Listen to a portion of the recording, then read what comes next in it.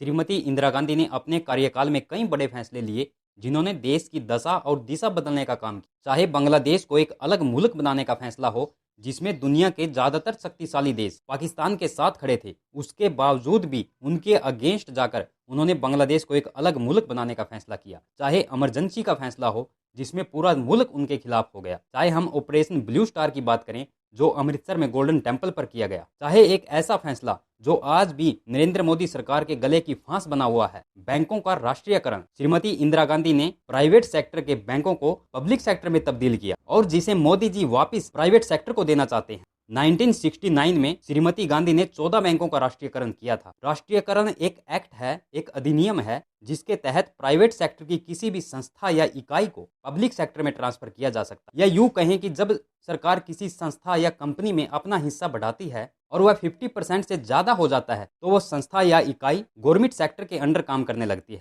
उस समय इन बैंकों को पब्लिक सेक्टर में लेकर आना बहुत जरूरी था क्योंकि लोगों की फाइनेंशियल कंडीशन उस समय अच्छी नहीं थी और सरकार को उन तक सोशल वेलफेयर की स्कीमों को पहुंचाना था और उन तक सामाजिक कल्याण की योजनाओं को पहुंचाने के लिए बैंकिंग सिस्टम ही एक सही तरीका हो सकता था। और उस समय जो बैंकिंग सिस्टम था वो प्राइवेट था और कुछ लोगों का उन पर अधिकार था, तो आम पब्लिक को बैंकों पर ज्यादा भरोसा नहीं था। वो बैंकों के साथ लेन देन नहीं करते थे, बैंकों की बजाय वो बड़े जमींदारों या साहूकार के साथ लेन देन करते थे जो उनको काफी महंगा भी पड़ता था। बैंकों के राष्ट्रीयकरण होने के बाद गवर्नमेंट अपनी सोशल वेलफेयर की स्कीमों को सीधे लोगों को पहुंचाने लगी। सरकार ने लोगों का विश्वास जीतना शुरू किया और बैंकिंग सिस्टम को गांव तक पहुंचाया और बहुत सी शाखाएं खोली और ग्रामीण देहात तक बैंकिंग सिस्टम की पहुंच बढ़ गई और लोगों का विश्वास बैंक पर बढ़ने लगा था। लेकिन उससे पहले तो ऐसा था, लोगों को ज्यादातर बैंकों पर भरोसा नहीं था। यहां तक कि डाक विभाग में भी जो राशि जमा करते थे वो भी वो ज्यादा सुरक्षित नहीं मानते थे। उसके बाद शहर और ग्रामीण इलाकों में बैंकों की शाखाएं बढ़ने लगी और उनकी पहुंच लोगों तक ज्यादा बढ़ी, जिससे सरकार को फाइनेंशियल इंक्लूजन में मदद मिली। राष्ट्रीयकरण से कृषि से संबंधित जुड़े जो लोग थे या उसके समकक्ष जो भी कार्य लोग करते थे उनको कम ब्याज पर अधिक समय के लिए लोन मिलने लगा और यहाँ पर उनका कोई शोषण भी नहीं होता। 1980 में सरकार ने 6 बैंकों का और राष्ट्रीयकरण किया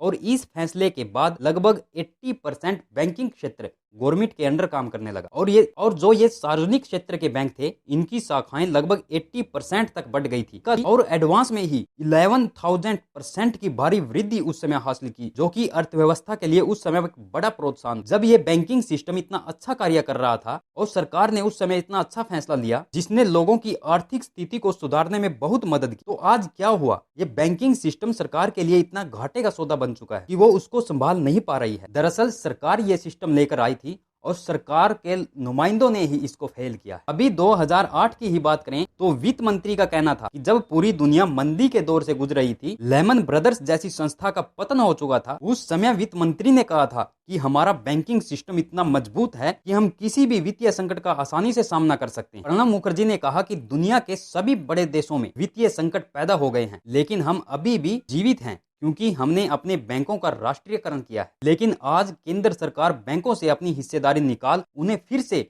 प्राइवेट हाथों में देना चाहती है और सरकार का तर्क है कि बैंकों की बैलेंस शीट खराब हो गई है, यानी बैंकों का एनपीए ज्यादा बढ़ गया है। एनपीए मतलब आसान भाषा में कहें तो जिन्होंने पैसा लिया है अब वो बैंकों को ना तो वापस कर रहे हैं ना ही उनका इंटरेस्ट वो दे रहे हैं। लेकिन बैंक ऐसी स्थिति में पहुंचे कैसे? एक तो सरकार वोट लेने के चक्कर में कुछ भी घोषणाएं करती है, ऐसी स्कीम लेकर आती है, ऋण माफी हो या कोई और, जो ठीक तरह से बैंकों के साथ लेन देन कर रहा है उनको तो उन स्कीम्स का फायदा होता नहीं, लेकिन जिनका पैसा पहले ही एनपीए में जा चुका है उनको वो माफ कर देते हैं और जो ठीक से लेन देन कर रहे हैं उनको भी प्रोत्साहित करते हैं कि आप भी पैसों का लेन देन मत, आपका भी लोन माफ हो जाए। दूसरा, ये एनपीए जो है ये छोटे किसानों या छोटे जमींदारों से इतना फर्क नहीं पड़ता, वो कितना पैसा बैंकों से ले सकते। ये तो बड़ी कॉर्पोरेट जो संस्थाएं हैं जिन पर बैंकों का भारी कर्ज बकाया है और ये पॉलिटिकल दबाव की वजह से पैसे भी बहुत ज्यादा बैंकों से ले लेते। बैंकिंग सिस्टम को तो उन्होंने ज्यादा डुबोया। अब सरकार बैंकों को निजी हाथों में सौंपना चाहती है और इससे अपना पीछा छुड़ाना चाहती है। बैंक कर्मचारी इसका विरोध करे हैं, लेकिन क्या यह केवल बैंक कर्मचारियों के लिए ही नुकसान का सौदा है? ये फैसला एक आम पब्लिक पर इसका क्या असर पड़ सकता है? बैंक अगर निजी हाथों में जाते हैं, जो निजी बैंक हैं वो अपना प्रॉफिट बढ़ाने के लिए काम करते हैं और सार्वजनिक बैंकों का काम क्या है? सार्वजनिक बैंकों का उपयोग किया जाता है विकास के लक्ष्यों को आगे बढ़ाने के लिए क्रेडिटर के तौर पर। सार्वजनिक क्षेत्र के बैंकों द्वारा ग्रामीण क्षेत्रों तक बैंकिंग सेवाएं उपलब्ध कराई जाती और यह सुनिश्चित किया जाता है किसान और छोटे व्यवसायी को आसानी से ऋण मिल सके। निजी हाथों में जाने पर क्या बैंकिंग से शाखाएं उन ग्रामीण क्षेत्रों में भी खुली रहेंगी जहां पर बैंकों को ज्यादा मुनाफा नहीं होता। सार्वजनिक क्षेत्र के बैंक वहां पर काम कर रहे हैं ताकि लोगों को आसानी से सर्विस प्रोवाइड हो सके। मुनाफा कमाना उनका मेन मोटिव नहीं होता। 1969 में राष्ट्रीयकरण के बाद छोटे और लघु व्यवसायों को ऋण देने के साथ साथ बैंकिंग सेवाओं में तेजी से वृद्धि हुई और जो संचालित बैंक थे उन्होंने अपनी हजारों शाखाएं खोली और उनमें पैसे जमा करवाए। आपको क्या लगता है, सरकार द्वारा बैंकों को निजी हाथों में देने का फैसला सही है या गलत? वास्तव में बैंकों का बढ़ा हुआ एनपीए सरकार के लिए बड़ी मुसीबत बना हुआ और बैंकों को निजी हाथों में देना ही इसका एकमात्र विकल्प है। आपकी इसके बारे में क्या राय है, हमें कमेंट बॉक्स में कमेंट करें और चैनल को सब्सक्राइब करें। धन्यवाद। जय हिंद दोस्तों।